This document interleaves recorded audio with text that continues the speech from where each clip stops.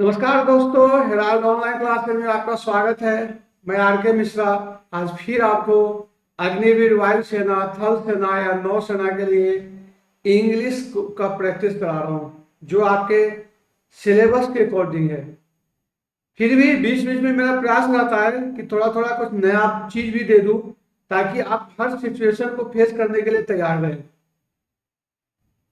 और आशा करता हूं कि आपकी परीक्षा काफी नजदीक है, इसलिए आप तैयारी में जी जान से लग गए होंगे। हालांकि तैयारी का तरीका यही है कि अभी आप चार सब्जेक्ट है, सभी पर आप पूरा का पूरा प्रैक्टिस करें। हेराल परिवार आपके साथ है और आने वाले दिन में कंप्लीट टेस्ट भी लेके मैं आपको परफेक्ट करूंगा। अब आज इंग्लिश के प्रैक्टिस के लिए तो जो आज जो क्वेश्चन दे रहा हूं उसका पहला क्वेश्चन है कि select the most appropriate antonyms of the given word. Antonym का मतलब होता है विपरीतार्थक शब्द। जैसे गुड का बैड हो गया, है ना। ऑफ का ऑन हो गया, तो इसको हम क्या बोलते हैं, एंटोनिम बोलते हैं। मेरा इसमें प्रयास है कि एंटोनिम के साथ साथ उसका वर्ड मीनिंग भी आपको देते रहूं, क्योंकि एंटोनिम और सिनोनिम आता कहां से, वो तो वही चीज है कि जो वर्ड मीनिंग जिसको अपना पहले करते थे उसी का एक एंटोनिम में एक सिनोनिम में पूछा जाता है। लेकिन इसके लिए आपको वर्ड स्टॉक रखना ज्यादा जरूरी है, तो मेरा एक प्रयास है कि इंग्लिश में वर्ड स्टॉक भी ज्यादा से ज्यादा आपका हो जाए। इसी दौरान जो पहला क्वेश्चन है कैप्टिविटी। कैप्टिविटी नाउन है जिसका मतलब होता है कैद, अधीनता, बंदी स्थिति। मतलब ही इसका जो एंटोनिम होगा, मतलब आप सोचो कि कैद जो कि बिल्कुल कैप्टिविटी में है, मतलब बिल्कुल अधीनता में है, किसी के अंदर वो है, तो लिबर्टी इसका एंटोनिम होगा। क्योंकि कैप्टिविटी का मतलब कैद, अधीनता, बंदी स्थिति, और लिबर्टी का मतलब आजादी, स्वतंत्रता। और लिबर्टी भी खूब खूब यूज होता है कैप्टिविटी की तरह। लिबर्टी भी, वी वांट लिबर्टी, लिबर्टी का और भी जो सिनोनिम्स होते हैं वो लिबर्टी का फ्रीडम हो जाते हैं। अगर आप इसको देखेंगे तो लिबर्टी जो, क्योंकि देखिए सिनोनिम्स का जो मतलब होता है यहां,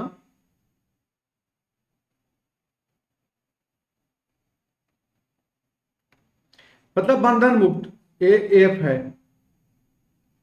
तो मेरा कहने मतलब है कि इसका धीरे धीरे जितना हो सके आप उसको करते रहिए। इसी ढंग से जो आपका नेक्स्ट है वह है ऑफेंस। ये बहुत ही कॉमन वर्ड है दोस्तों, इसको आपको करना ज्यादा जरूरी है। ऑफेंस का मतलब अपराध करना। कभी कभी होता है ना कि वह ही has done so many offence, noun में है ना।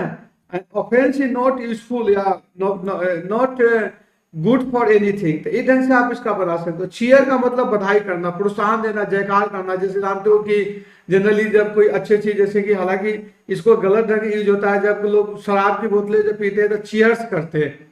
लेकिन जरूरी नहीं कि शराब के लिए यूज किया जाए, कहीं भी होता है तो चीयर्स करके, कभी कभी वी करके दिखा के लोग चीयर्स करते हैं। इसी तरह से नेक्स्ट है इम्प्रीमेंट, मतलब जेल, जेल, कैद और कारावास। इसको यहां था सही कर लीजिएगा।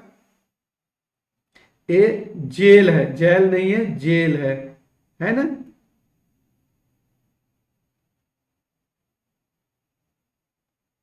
जेल। तो आशा करता हूं कि एक शब्द से आपने चार शब्द सीखा। क्या क्या सीखा? कैप्टिविटी का मतलब जो नाउन है कैद, अधीनता, बंदी स्थिति। उसका एंटोनिम सीखा आपने लिबर्टी, आजादी, स्वतंत्रता, जिसको इंग्लिश फ्रीडम भी बोलते हैं, आई वांट फ्रीडम। तो उधर से लिबर्टी का। एक चीज मैं बता दूं कि एंटोनिम या सॉरी सिनोनिम्स का भी मतलब होता है, जरूरी नहीं कि हु बहु मिले, थोड़ा सा। जैसे आप सोचो कि लिबर्टी, अगर अगर लिटरेचर या पॉलिटिकल साइंस के आधार पर देखा जाए तो लिबर्टी और फ्रीडम में थोड़ा सा डिफरेंस है। लेकिन चूंकि सिनोनिम्स मतलब मिलता जुलता शब्द है, इसलिए लिबर्टी का सिनोनिम आप फ्रीडम भी कहेंगे। नेक्स्ट होता है ऑफेंस, मतलब ऑफेंस अपराध करना होता है, जो कि नाउन है। He has done so many offences. Cheer बधाई करना, और इम्प्रीमेंट का मतलब कारावास या भाड़। अब देखिए कि यहाँ एक चीज और, एक चीज से आप कितने चीज सीख रहे हो। कैप्टिविटी मैंने बोला, उसमें आपका एक वर्ड का हुआ है कि बंधक, कैद, बंद स्थिति, उसका आपने एंटोनिम सीख लिया कि लिबर्टी, उसका एक और एंटोनिम सीख लिया कि भाई उसका फ्रीडम होता है। इसी ढंग से चीयर का मतलब बधाई देना होता है, और इम्प्रीमेंट का मतलब कारावास। अब आप एक चीज यहाँ, जो इम्प्रीमेंट का जो दोस्तों स्पेलिंग है, इसको भी आप ध्यान रखिएगा। ये देख लीजिए, इसे इसको स्पेलिंग करेक्शन में आ जाता है, मतलब वहां भी आपको दो ढंग से क्वेश्चन आते हैं। एक तो write down the correct spelling and write down the wrong spelling. तो IMPRIOSNMENT इम्प्रिजमेंट मतलब जेल, कारावास होता है। आशा करता हूं कि आपने एक के साथ कितने 5 वर्ड मीनिंग आपने याद किया है। नेक्स्ट सेंटेंस है, select the most appropriate option to fill in the blanks. अब इसमें आपको where are you, gone, going, goes and go है। अब सेंटेंस को ऑब्जर्व करने की कोशिश कीजिए कि किस टेंस में है। अगर इसको यू यू आर लिख सकते हो ना, वेर तक प्रश्नवाचक चिन्ह के आधार पर हुआ। नहीं तो सेंटेंस को आप यहां से अगर शुरू करते तो ध्यान होगा कि you are going to write, मतलब यह प्रेजेंट कंटिन्यूअस टेंस में है। प्रेजेंट कंटिन्यूअस टेंस के लिए रूल क्या है दोस्तों? पहला रूल है कि subject plus helping verb is, ये लिखा ही हुआ है आपको, इज, एम, आर। लेकिन यहां क्या हुआ है कि चूंकि डब्ल्यू एच है, अगर नॉर्मल में क्या हो जाता है, इज, एम, आर और वर्ब आईएनजी, यह इसका फॉर्मेट है। जैसे राम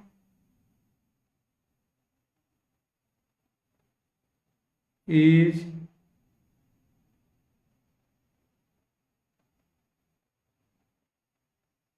रीडिंग अ बुक, यह इसका रूप हो गया। लेकिन यह कि डब्ल्यू से शुरू है, तो डब्ल्यू से शुरू होगा ना, तो जो हेल्पिंग वर्ब है वो इधर आ जाता है। जैसे इसमें देखिए कि डब्ल्यू एच क्वेश्चन हो गया, फिर एज, आम, आर, फिर सब्जेक्ट प्लस वर्ब, तो वेर आर यू, तो इसका मतलब सही आंसर क्या हो जाएगा, where are you going to write to your friend, है ना। वेयर आर यू गोइंग ऐसे भी लिखा जाता है, where are you going, where he was, from where he was coming, मतलब किसी न किसी ढंग से जब वेयर होगा, मतलब डब्लू, डब्लू में कितना होता है, व्हिच, वेन, वेयर जो भी होते हैं, तो उसमें हेल्पिंग वर्ब जो आ जाता है वो मतलब सब्जेक्ट से पहले आ जाता है।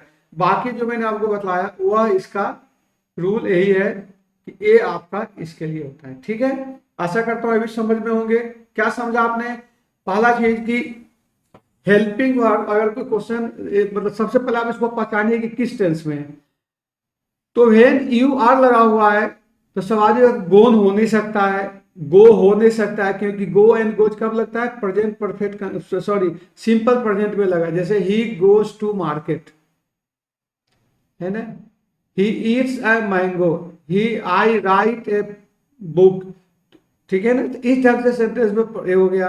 गोन थर्ड फॉर्म है, तो आपके पास ऑप्शन आएगी बचा। दूसरा बात है कि प्रेजेंट कंटिन्यूअस कब होता है, जबकि वो कोई प्रोसेस में होता है। जैसे मैं पढ़ रहा हूँ, आई एम रीडिंग, मैं वह खाना खा रहा है, ही इज ईटिंग, तो यह कंटिन्यूअस टेंस है। तो सेंटेंस देखने से पता चल रहा है कि यह कंटिन्यूअस टेंस में, इसलिए when are you going to write to your friend is the correct answer. Next, फिर एक एंटोनिम आ गई, अप्रूव। अप्रूव का मतलब होता है अनुमोदन करना, स्वीकृति देना, ठीक है ना। जैसे your application is approved by SDO, किसी ढंग से या यूज, या मैंने इसको प्रेजेंट पर क्या कहते हैं परफेक्ट में यूज किया, इसलिए अप्रूव्ड कर दिया। तो आप ये भी ध्यान रखिएगा कि अप्रूव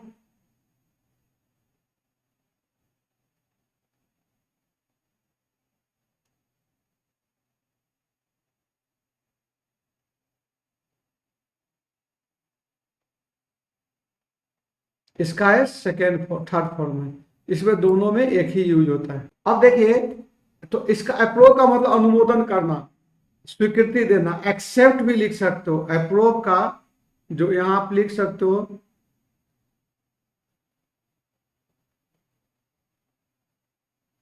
एक्सेप्ट, ठीक है ना। इसलिए अप्रूव हो गया। अब उसमें अप्रूव मतलब जब एक्सेप्ट करना होता है तो स्वाभाविक बात है कि अगर किसी का अगर रिजेक्शन हो गया मतलब कि कैंसिल हो गया तो उसका एंटोनिम होगा। अब इसमें देखिए कि यहां जो आपका है रिजेक्ट, यही है ना, रिजेक्ट है। तो अप्रूव का मतलब हो गया कि the application was approved and his application was rejected या हिज एप्लीकेशन इज रिजेक्टेड, तो वह अस्वीकृत किया गया। तो अप्रूव का स्पेलिंग भी याद कीजिएगा क्योंकि APPROVE, अप्रूव, अप्रूव का रिजेक्ट हो जाएगा। और एग्री का मतलब होता है सहमति, सहमत होना। I do not agree with your proposal, सहमत नहीं हो। अपील का मतलब होता है आग्रह करना, अनुरोध करना, है ना, ठीक है, यू आर अपील्ड। या जैसे आप देखते हो ना क्रिकेट मैच में होता है कि किसी ने अपील किया तो वो ढंग से अपील हो गया। इसका भी स्पेलिंग याद करना, APPEAL। नेक्स्ट है कंफर्म, कंफर्म का मतलब पुष्टि करना, स्थायी करना, प्रमाणित करना, है ना। I confirm that I will meet you tomorrow, तो यहाँ कंफर्म करना होता है। आप देखते हो कि ट्रेन में इसको खूब यूज किया गया है कि द टिकट इज कंफर्म, है ना। तो कंफर्म का मतलब इसका कि इसको मैंने, इसमें बहुत ऐसे वर्ड है जिसका कि आप अच्छे से मीनिंग जानते होंगे, लेकिन मेरा जो इसका टारगेट है कि उसका आप स्पेलिंग पर भी फोकस करें। इसलिए agree, appeal, reject and confirm. फिर से मैं आपके हाथ, अप्रूव का मतलब अनुमोदन करना, स्वीकृति देना, जिसका कि एक्सेप्ट भी हो सकता है। रिजेक्ट का मतलब रद्द करना, अस्वीकार करना, रिफ्यूज भी हो सकता है। इसका अगर आप देखोगे तो ये हो जाएगा आपको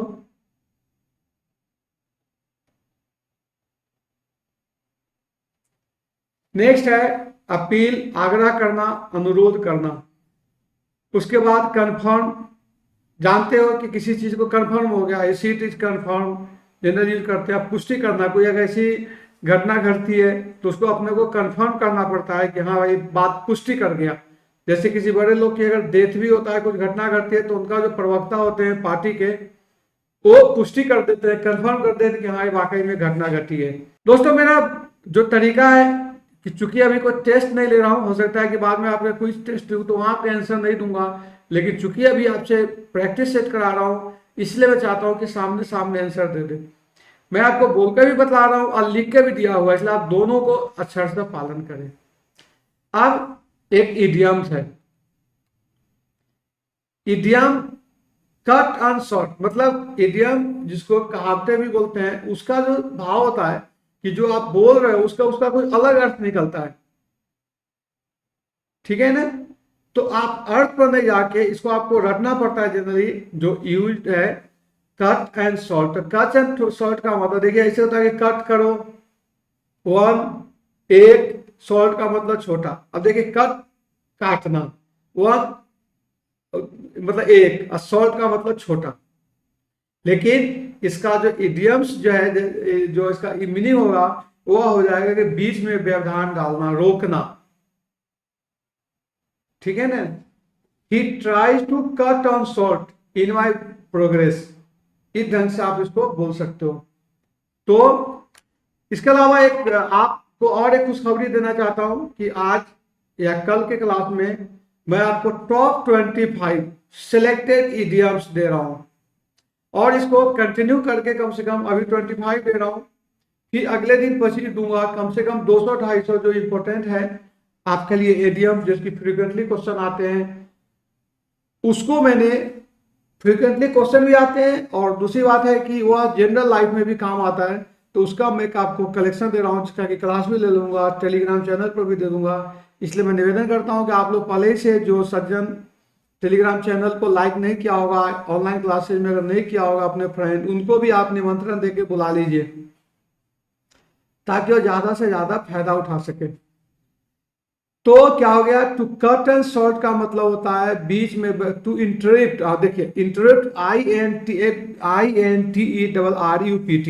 अब दोस्तों इसको ध्यान रखना, ये जरूर बेटा याद करना कि इसका इंटरप्ट मतलब रुकावट करना, इंटरप्शन उसी से होता है।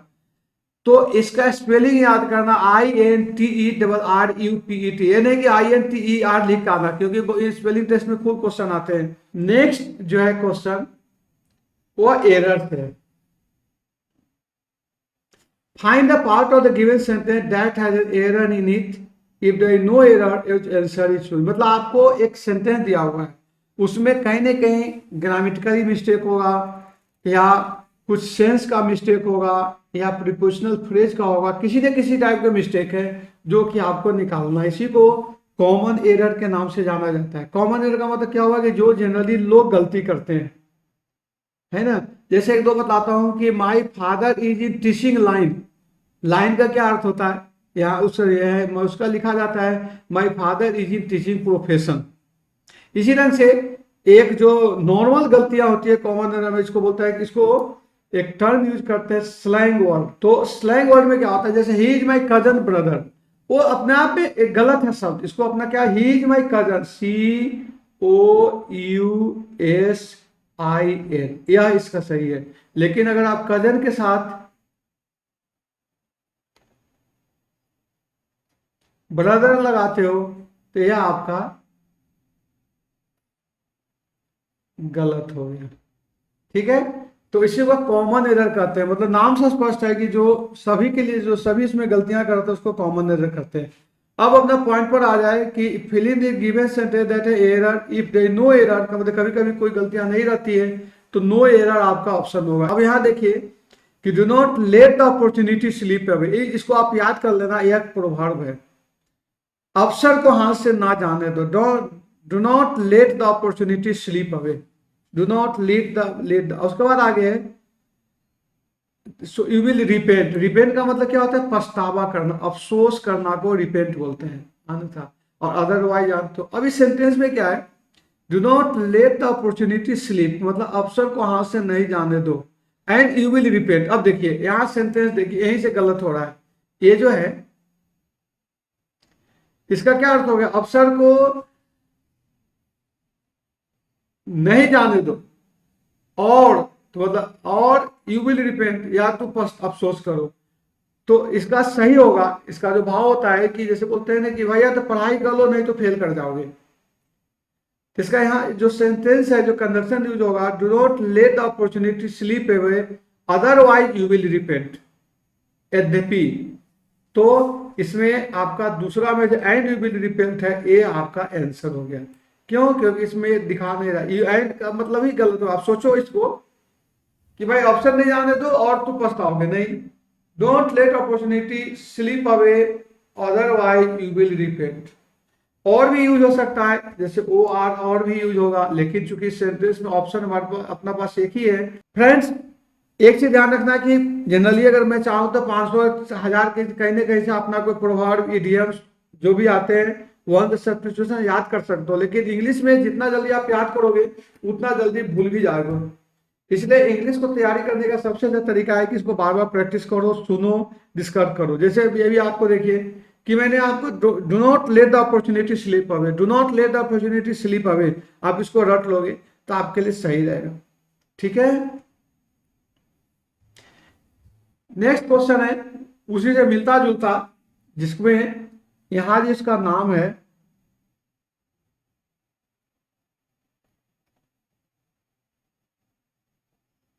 Sentence improvement.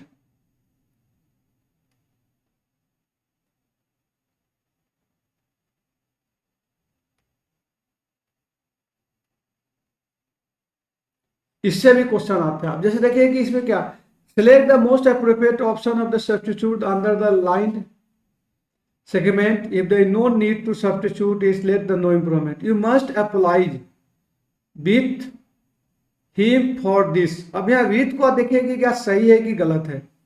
तो आप एक चीज ध्यान रखिए कि जनरली अप्लाइज के साथ मतलब टू का प्रयोग होता है प्रीपोजिशन के रूप में, तो इसका आंसर ए हो जाएगा। You must applies with him for this. अब सोचो इसका अर्थ ही गलत निकल रहा है, यू मस्ट, तुमको उससे apply with him for this, इसलिए क्या, you must applies to him for this. To का यहाँ एक दिशा भी दिखाता है कि तुमको उसको इंडिकेट कर रहा है कि फॉर दिस, इसके लिए तुमसे यू मस्ट अप्लाई, तुमको क्षमा करना होगा। अप्लाई को क्षमा याचना करना, इसलिए टू का प्रयोग होता है। यह है वन वर्ड सब्स्टिट्यूशन, जैसे मैंने बताया कि आप लगातार एक क्लास में आपको प्रोवर्ब या वन वर्ड सब्स्टिट्यूशन का लेते रहूंगा, और ताकि आपका प्रैक्टिस में रहेंगे। और उसमें मैंने एक प्रायोरिटी ले रखा है, कुछ जो खूब इंपॉर्टेंट है उसको मैंने सबसे पहले करा दूं। तो ये वन हुई अनएबल टू रीड और राइट, इसका मतलब क्या हुआ कि जो पढ़ने और लिखने में असमर्थ है उसको क्या बोलते हैं, गांव में क्या बोलते हैं, या जनरली भाषा में अशिक्षित है। ठीक है ना, तो इलिटरेट इसका सही आंसर है। इनकम्प्रेंसिबल, इसका मतलब होता इम्पॉसिबल टू अंडरस्टैंड, मतलब जो समझने में दिक्कत हो, मतलब ढंग से समझ नहीं सकते हो, इसलिए उसको अबोध गम, इम्पॉसिबल उसको इनकम्प्रेंसिबल कहते हैं। और कम्प्रेंशन का मतलब होता है समझना, ठीक है ना, तो इसीलिए इनकम्प्रेंशन हो गया। इलिटरेट अस्पष्ट, और अब तो one who is unable to write is illiterate हो गया। और फ्रूगल का मतलब जो होता है मित व्यय किफायती, उसको फ्रूगल को ऐसे ही लेता है हल्का फर्मे की, मतलब होता है ना कि फूहर टाइप का आदमी है तो उसको फ्रूगल कहा जाता है। बाकी जो है कि जो कम खर्चे में अगर काम चला लेते हैं तो उसको फ्रूगल बोलते हैं। यहाँ भी वर्ब, हेल्पिंग वर्ब की जरूरत है। Man a strong desire to accumulate wealth, अब देखिए यहाँ जो जो हेल्पिंग वर्ब में जैसे हैज, हैव, हैड है, इसका दो तरह यूज किया जाता है। एक तो इसका यूज किया जाता है प्रेजेंट परफेक्ट टेंस में, या पास्ट परफेक्ट टेंस में हैड उसी को यूज किया जाता है, या विल हैव यूज किया जाता है। ठीक है ना, जैसे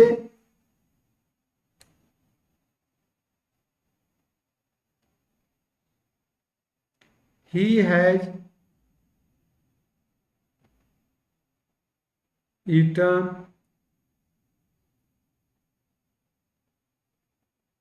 मैंगो, उसने आम खा चुका है। ठीक है, तो ये क्या हुआ, ये जो सेंटेंस है यह है प्रेजेंट परफेक्ट टेंस में। दूसरा, इसका जो है या हैज का जो प्रयोग होता है अधिकार दिखाने के लिए, पोसेशन के लिए भी इसका यूज किया जाता है। जैसे I have pay, I have a pen.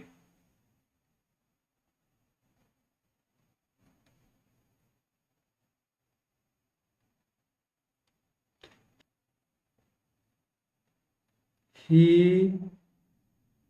Has, अब यहां देखिए कि man a strong desire to accumulate wealth, मतलब मैन को, इंसान को खूब इच्छा होती है कि कितना संपत्ति को संग्रह कर ले। तो यहाँ मैन जो है वह सिंगुलर सब्जेक्ट है या सिंगुलर नाउन है, इसके साथ यहाँ हैज का प्रयोग होगा। अगर मैन के बदला मेन रहता, ध्यान दीजिए मैन का प्लूरल क्या होता है, मेन। तो अगर मेन होता तब जाकर मेन के साथ क्या लगाते, हैव लगाते हैं। आई के साथ हैव लगाते हैं, लेकिन ही के साथ हैज लगते हैं। थर्ड पर्सन सिंगुलर नंबर, लेकिन अगर प्लूरल होता तो जैसे कि यू, हैव लगाते। आशा करता हूं कि अभी समझ में आ गया होगा कि select the most appropriate filling option to fill in the blank. Man has a strong desire to accumulate wealth, यहाँ क्या हुआ, हैज का मतलब अधिकार, उसके पास, मैन हैज स्ट्रॉन्ग डिजायर। ठीक है ना, इसमें भी एक इडियम्स है, to take one's hat off, मतलब प्रशंसा करना। तो अगर to please someone is to admire someone, देखिए एडमायर का मतलब होता है प्रशंसा करना, एडमायर, उससे एडमायरेशन भी यूज होते हैं। ठीक है ना, तो प्लीज समवन से नहीं होके, क्योंकि आप प्रशंसा करना श्रेय देना होता है, तो प्लीज से ज्यादा, प्लीज तो होता है रिक्वेस्ट करना, लेकिन एडमायर जो होता है ना, एडमायर,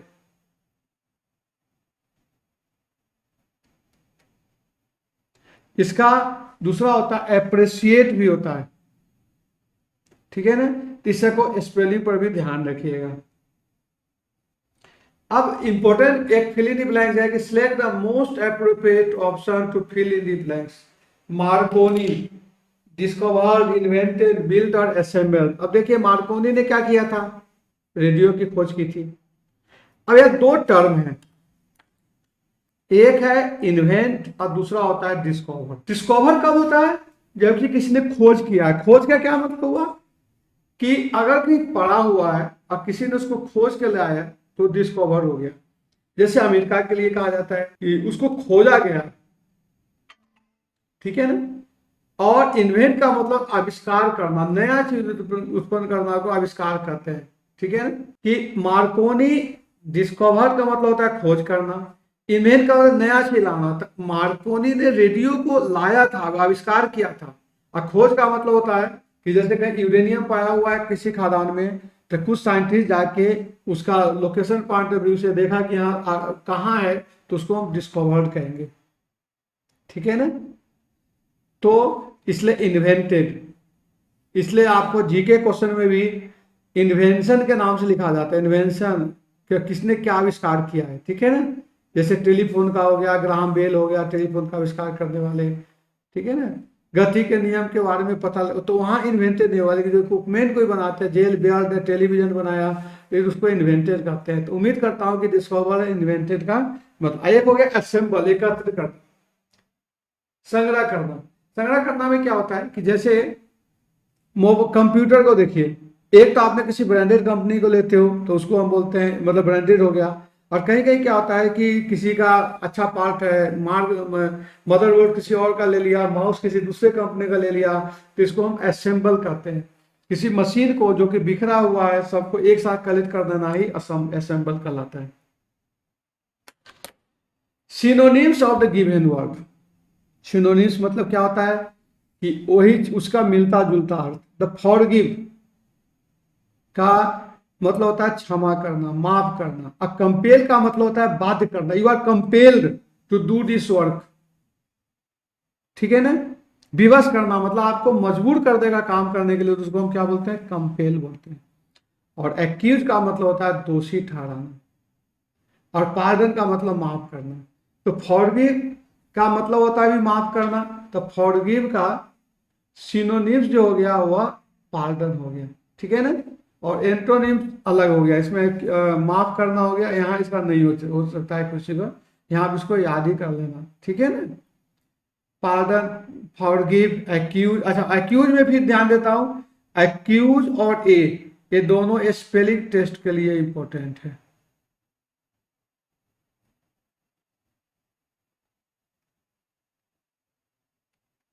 स्पेलिंग टेस्ट के लिए भी उपयुक्त है। नेक्स्ट देखिए, select the most appropriate option to fill in the blanks. I him to use my bike to go on. यहाँ आई यूज, आई तो क्या हो गया, अलाउड होता है। अलाउ का मतलब अनुमति देना, स्वीकार करना। You are allowed to go there, तुमको वहां जाने के लिए स्वीकृति दिया जाता है, ठीक है ना। You are allowed to come here, तुमको आने के लिए स्वीकृति दिया जाता है। और ग्रांटेड जो होता है वो प्रदान करना। ग्रांटेड में जनरल एप्लीकेशन होता है ना, वो ग्रांट किया जाता है, प्रदान किया जाता है ना। उसके रंग से एक दूसरा एडोमिनिस मतलब फटकारना, डांटना, है ना। इसको एडोमिनिस का चाइल्ड भी कहा जाता है, ठीक है ना, डांटना। और सैंक्शन का मतलब होता है सर्व आधिकारिक। देखिए दोनों में देखिए, जनरली एप्लीकेशन ही से वो ग्रांट किया जाता है। सैंक्शन जैसे कुछ स्वीकृति किया जाता है, कुछ कंडीशन देके सर्व स्वीकृति देना, तो उसको हम अधिकारी के रूप में किया जाता है, तो उसको हम सैंक्शन बोलते हैं। अब देखिए कि यहाँ क्या होगा, इसका मतलब I allowed him to use my bike to go the office, मैंने उसको स्वीकृति प्रदान किया है। सैंक्शन जनरली सरकारी कोई कागजात होता है ना, वहां भी इसको यूज किया जाता है। नॉर्मल भाषा में सैंक्शन नहीं, कुछ टेंडर होता है, कुछ होता है, तो हम सैंक्शन यूज करते हैं। तो इसलिए यहाँ ग्रांट, आप पता चल गया होगा कि ग्रांट क्यों नहीं हुआ। कोई एप्लीकेशन होता तो ग्रांट हो जाता, लेकिन एक सामान को ले जाना है। और दूसरा बात है कि तो ज्यादा पर्सनल इंटरेक्शन को दिखाता है, इसलिए I allowed him to use my bike to go the office. Agile, agile का मतलब होता है चुस्त फुर्तीला, ठीक है। अब इसमें तीसरा होगा क्विक, क्योंकि सिनोनिम पूछ रहा है। क्विक मतलब खूब जल्दी करना। और अब बाकी का मीनिंग देख लीजिए, तो रिजिड का मतलब होता है चुस्त, और स्टीव का मतलब होता है अकरन, कठोर परिश्रम। Select the most appropriate option to substitute the underline segment in the given sentence. If there no need to substitute, select the improvement. फिर वही चीज है, he lives in the remote colony since 2001। अब देखिए यहाँ दो चीजें, सेंटेंस लिव्स अगर लिखते हैं तो present perfect, present simple tense में, लेकिन क्वेश्चन का जो सेंस है कि in the remote colony since 2001, मतलब वो 2001 से वहां रह रहा है, तब जाके सेंटेंस में जो सुधार होगा कि यह सेंटेंस हो गया प्रेजेंट परफेक्ट कंटिन्यूअस टेंस का। प्रेजेंट परफेक्ट कंटिन्यूअस टेंस में लिव्स नहीं करके इसका जो सेंटेंस होता है, मतलब ही हैज बीन लिविंग होगा। देखिए ए इसका सही आंसर होगा। He has been living in this remote colony since 2001, इतने सालों से रह रहा है, ठीक है ना। तो अगर यह he lives in the remote colony, अगर देखिए ध्यान दीजिए, अगर ए नहीं रहता तब आप बोल सकते हैं कि lives in the remote colony, वो रिमोट कॉलोनी में रहता है, लेकिन चूंकि ये हैज बीन 2001 से रह रहा है कंटिन्यूअस टेंस में, इसलिए हैज बीन का प्रयोग होगा। Choose the most appropriate word that can substitute the given word. One, ये भी आपका क्या हो गया, वनरल सब्स्टिट्यूशन होता है। Yearly celebration of the date और एन इवेंट, कोई चीज जो प्रत्येक साल जो अपना मनाते हैं जिसको बोलते हैं सालगिरह, ठीक है ना, उसका अंग्रेजी होता है एनिवर्सरी, और इसका स्पेलिंग है ANNIVERSARY, तो इसलिए anniversary is the right answer. गला, गला खासकर फिल्मी दुनिया में ज्यादा होता है, गला मतलब उत्सव या समारोह जो मना जाता है उसको हम उत्सव या समारोह कहते हैं, जैसे गला फेस्टिवल करके। और एक होता है कार्निवल, कार्निवल मतलब जनोत्सव, जो कि उसमें आम पब्लिक आते हैं। गला में जनरली लोग बड़े बड़े लोग सोचो उत्सव समारोह किसी चीज का होता है, और कार्निवल में जनोत्सव लोग, जैसे कि कार्निवल जो लगाया जाता है कहीं, जैसे दैनिक भास्कर वाले कभी लगा देते हैं, कभी राजस्थान पत्रिका वाले लगा दे कार्निवल, जिसमें कि जन लोग जाके अपना सामान खरीदे कुछ करे, तो उसको हम जनोत्सव कहते हैं। और एक होता है बैस, मतलब कि जोरदार प्रहार करना, किसी पर अटैक करना, जैसे शब्दों के हो गया, he was best, the BJP is best by the Congress party, मतलब उस ढंग से इसको हम करते नाम।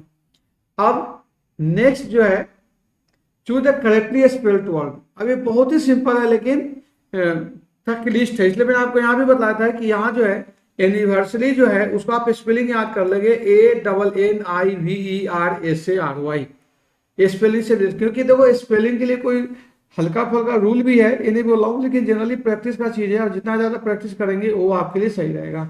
अब करेक्टली स्पेल देखिए, कॉन्वियंस, कॉन्वियंस का मतलब होता है सुविधा। अब कॉन्वीनियंस, तो इसका पहला आंसर सही है। फिर एक कॉमन एरर का क्वेश्चन है, find out the sentence that find a part of the given sentence that has error in it, either no error, choose the no error. The funding for the project will be entirely borne on the center. Generally born का मतलब होता है जन्म, his child is born मतलब जन्म लिया है। यहाँ जो सही होगा वो होता है born, BORNE होगा, तो born on the center मतलब केंद्र पर बहन किया गया, ठीक है ना। तो इसलिए इस सेंटेंस में born on the center है, वह आपका गलत है, ठीक है ना। ये होगा बॉर्न, BORNE, और इसका bear, bore and borne past tense में भी मतलब कि सेकेंड फॉर्म में, थर्ड फॉर्म में, और बॉर्न का मतलब नाउन के रूप में जनित होता है। I do not see anybody in the auditorium that has error in it, if there no error choose no error. I do not see anybody in the auditorium. अब यहाँ आप देखिए कि क्या क्या गलती हो सकता है। आई डू नॉट सी मतलब मैंने नहीं देखा, तो ठीक है। एनीबॉडी किसी को नहीं, ये भी सही है, क्योंकि वहां निगेटिव लगा हुआ है। जैसे यहाँ अगर निगेटिव सेंस है तो यहाँ एनीबॉडी लगाया हुआ, नो बॉडी नहीं लगाया है, अगर नो बॉडी रखता है तो गलत हो जाता है। और ऑडिटोरियम जहाँ की संग्रह होता है, ऑडिटोरियम का स्पेलिंग चेक कर लीजिए, तो AUDITORIUM, तो सही है, तो इसलिए आपका इसमें कोई गलती नहीं है। Select the most appropriate option to substitute on the line segment. There no need to substitute, select the improvement. जैसे he not only speak Hindi fluently but English as well as, English as well as का मतलब साथ होता है, तो यहाँ क्या होना चाहिए, he not only speaks Hindi fluently but also English। ध्यान दीजिए, not only जो है,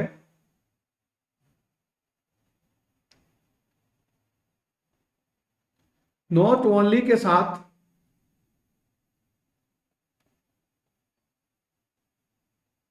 बट ऑल्सो लगाया जाता है। ये आपको जब भी नॉट ओनली आ जाए तो आप पकड़ सकते हो सेंटेंस में कि क्या गलती हो रही है।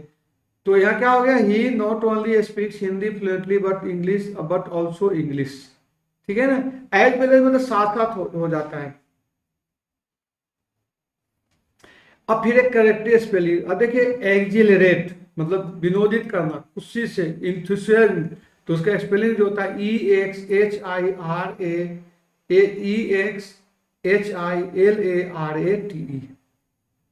इसका मतलब खुशी, विनोदित करना, मतलब आनंद से खुश हो गया, विनोद हो गया।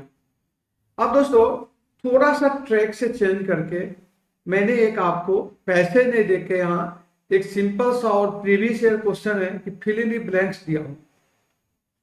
यहाँ क्या है कि कुछ वर्ड यहाँ लिखा हुआ है, in the following passage some words have been deleted, fill in the blanks with help to alternative given below.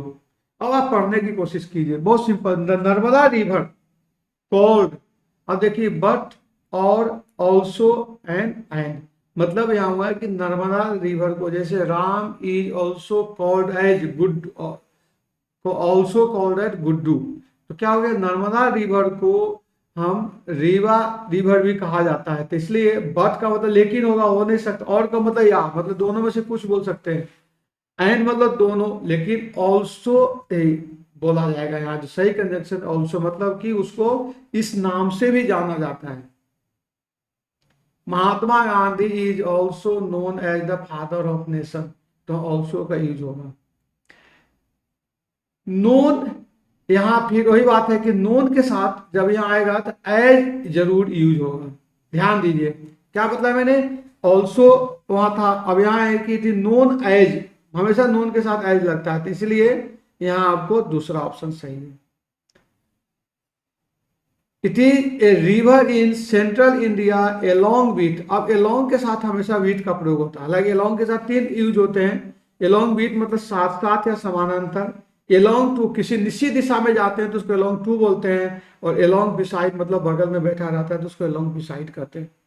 ठीक है ना, तो यहाँ साथ साथ, तो क्या लिखा हुआ है, देखिए it is river central India, क्या है, known as it is India along with the Godavari and Krishna, मतलब इस रिवर सेंट्रल इंडिया में जहाँ की कावेरी और कृष्णा भी बहती है।